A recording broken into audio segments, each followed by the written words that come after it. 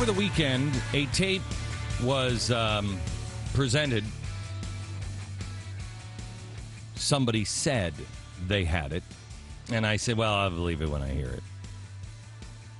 Yesterday afternoon, in my office, Scott Baker came in from The Blaze, and he said, here is the tape. And I said, I want the unedited tape. He said, it's 25 minutes. This is the unedited tape. We listened to it, and I called in all of the producers. I called in all the heads of my company, and we sat in a room, and we listened to Americans describe how they were going to take down a major U.S. bank in May, and how they were going to collapse the stock market and bring on a second economic collapse. How that this could not appear to be coordinated and could not appear to be coordinated or union-backed. How the unions were dead, and the only way to really restart the unions is to collapse the system. A detailed plan that would happen in May. When you hear this tape, you will recognize some of the things that we have been warning about. You will recognize what I believe the Pentagon was warning people about.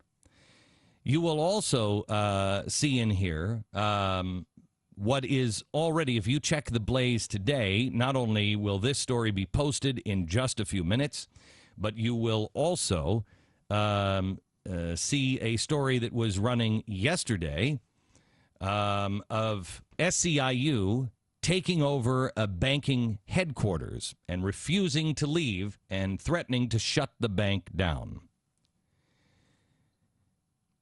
So you know, this tape is now being delivered to the bank in question, J.P. Morgan Chase. It is also being delivered to the Justice Department. This is the clearest case of economic terrorism I think I have seen. I will give you my prediction of what will happen because of the people involved after the tape airs. There are 3 versions of this tape that we are going to present to you. First, the highly edited version that just gets the points out so you can digest it. Then, afterwards, we will give you a longer version, and that is the version that is being posted on theblaze.com now. And that is a 3.5-minute version, 4-minute version. It has more detail in it. And then we are also going to post the entire version, the entire 25 minutes or whatever it is. We will post that so you have it fully in context. Context matters. And the truth has no agenda. Now, before I play the tape, let me tell you who you're going to hear. The gentleman's name that you're about to hear is Stephen Lerner. Stephen Lerner is currently still on the Huffington Post being called the organizer, the banking... Directs SEIU's banking and finance campaign. Okay. This is a guy who back in the 90s, when the unions were having a discussion on whether we should burn bridges or build bridges, or actually I think it was block bridges or build bridges, he was fighting for block bridges. He is the guy that when they sent the SEIU thugs to the homes of banking officials, that's him. This is what he does. He's also part of the international committee for SEIU. He left the bank after Andy Stern. We haven't decided or can find out now who he's working for. I don't know who's signing this man's paycheck. Maybe he's just one of the unemployed. I want you to know also that the decision was made yesterday. They said, Glenn, you can prove that you're right by waiting until these things begin to happen. I pointed out, here's video of SEIU doing it right now. Here are people that are saying these exact words as a setup right now. We're not holding on to anything. I'd rather be laughed at, called a conspiracy freak, etc., and save the country. The way the country is saved is not by us, but by you. You must spread this information and know that people are trying to play you. Listen now to a tape from Pace University over this weekend here in New York, a room of about 15 people at a conference of 500. These are not bust-in people that are coming in that are just community organizers and they're bussing in from the inner city. These are the leaders that have flown in from all over the country to get the plans on what's coming next for community organizers. Here it is. People own a home are underwater, right? Their home is worth, they're paying more for it than it's worth. So he's talking about mortgages being underwater. People are paying more for their homes than they're worth. 10% of those people are now in strategic default, meaning they're refusing to pay, but they're staying in their home. You understand this, right? 10% of them are in strategic default. They're paying more than.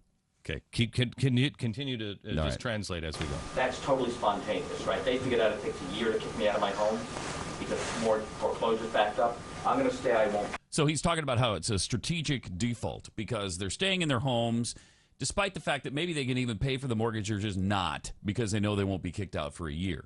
So he's saying already about 10% of the people are in that situation, a strategic kind of default. Hey, it's just what business does. It's a good business decision. He calls that a good business decision. If you could double that number, you would put banks on the edge of insolvency again. Oh, and if you could double that number, you bring banks to the edge of insolvency. Wait. Notice how he says it. If you could double that number, you can bring the banks back to the edge of insolvency again. This is a good thing to him. And so the question would be, what would happen if we could organize homeowners en masse to do a mortgage structure? Stop. To say... Do you hear that? So what would happen if we could organize homeowners en masse to stop paying their mortgages?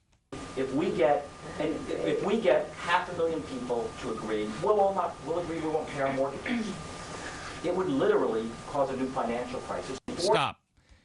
If we could get 500,000 people to not pay their mortgages, it would literally cause another economic crisis. So now he goes on to describe some other tactics that he wants to employ. The folks that control this country care about one thing: how the stock market does, how the bond market does, and what the bonuses is. So I think we need to have a very simple strategy. How do we bring down the stock market? How do we bring down their bonuses? How do we interfere with their ability to be rich? Okay, so if you can't hear that, he's talking about the people who run this company or this country. Only care about the stock market. That's all they care about. So he's talking about how you bring down the stock market and how you stop rich people from being rich. Okay.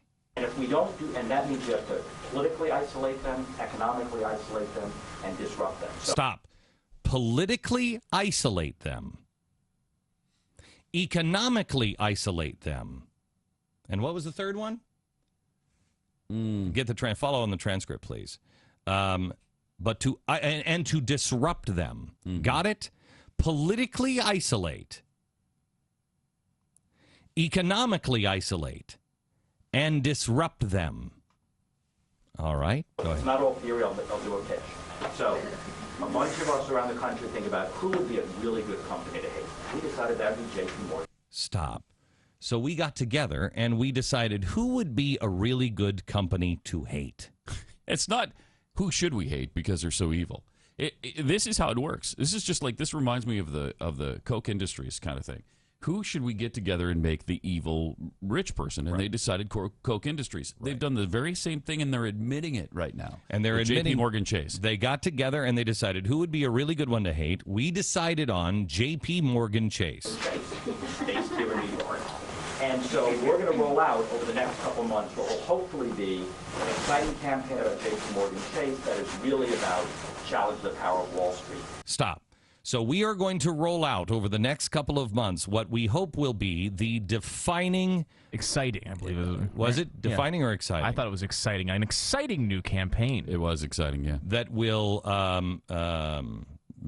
basically be the defining moment for J.P. Morgan Chase. Yeah, targeting Wall Street. So you know, J.P. Morgan Chase is probably the most financially sound bank out there. We had a discussion yesterday afternoon in the office. Why would you pick J.P. Morgan Chase? There are easier targets. My theory is because exactly what happened during the last financial crisis. I had people who were in the room with the Fed and the Treasury Department and all the banking heads.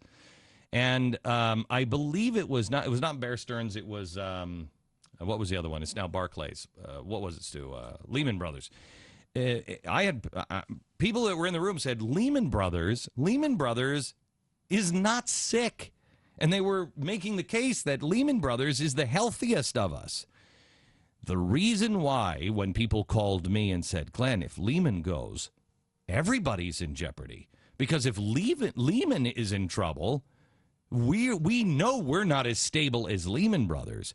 That's why J.P. Morgan Chase, my theory is being targeted. Because if they can bring down J.P. Morgan Chase, that's the strongest of the bunch. If they can bring down J.P. Morgan Chase, who can't they bring down? And so what we're looking at is in the first week of May, can we get enough people together, we're starting now, to really have a week of action in New York? Stop. So now we have the battle plan. In the first week of May, starting now, they are trying to get enough people together to be able to start squatting on their mortgage, right? Well, that and demonstrating in the streets. Yeah, he's putting together they're putting together the action and the street movements that they want to perform here in May. All right, go ahead. To go or both. I don't want to give any details because I don't know which police agents are in the room.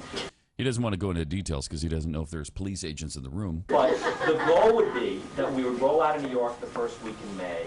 That we would connect three ideas. That we're not broke, there's plenty of money. Okay, stop. So we're not talking about this in great detail because there might be police agents in the room and they all laugh. Then they go into the strategy here. And I just lost my train of thought. The first thing they want to do is make sure that they tell people there's plenty of money. There's plenty of money. This one is key. You must alert all of your friends. Whenever you hear someone say there's plenty of money, it's just in the wrong hands, or it's just in the hands of these greedy bankers, or it's just in the hand, you know they're part of this strategy. Have you heard anyone say we have plenty of money? Think to the discussions that you heard in the last 4 weeks in Wisconsin. Have you heard anyone say we have plenty of money? It's just blank. That's the first part of the strategy. By the way, is it a coincidence that it's starting the first week of May? Isn't that May Day? Mm-hmm. Oh, isn't that strange?